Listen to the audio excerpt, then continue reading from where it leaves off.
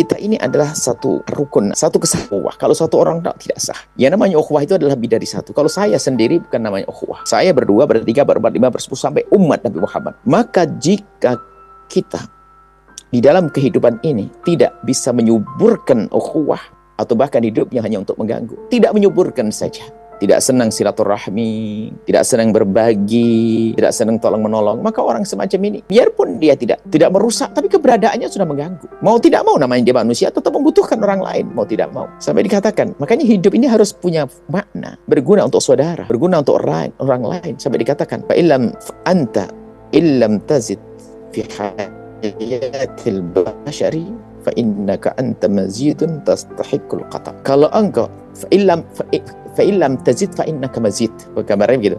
Fa illam tazid, jika engkau tidak bisa menambah dalam kehidupan, tidak berguna dalam kehidupan, jika keberadaanmu kok tidak berguna di masyarakatmu, maka engkau ini adalah mazid, itu adalah kayak daging lebih, perlu dipotong, dibuang, sesuatu tambahan, kelebihan, jadi benalu. Jadi kalau kita tidak bisa bermanfaat, kita akan mengganggu. Maka jangan sampai hidup kita hidup seperti itu. Jangan sampai hidup kita hidup yang tidak berguna, tidak berharga, merepotkan orang lain. Kalau orang-orang semacam itu, jangan bicara tentang ukhuwah, dia menjadi perusak ukhuwah. Makanya bicara tentang ukhuwah nggak ada gunanya kecuali kita langsung praktekkan nanti di rumah kita.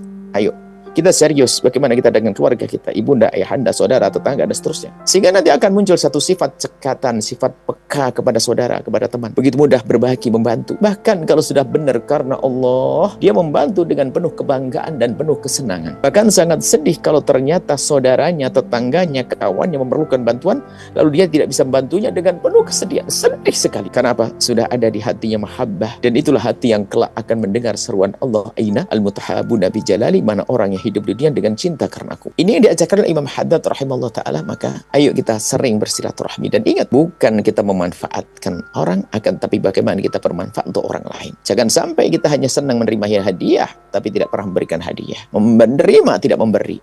Na'udzubillah.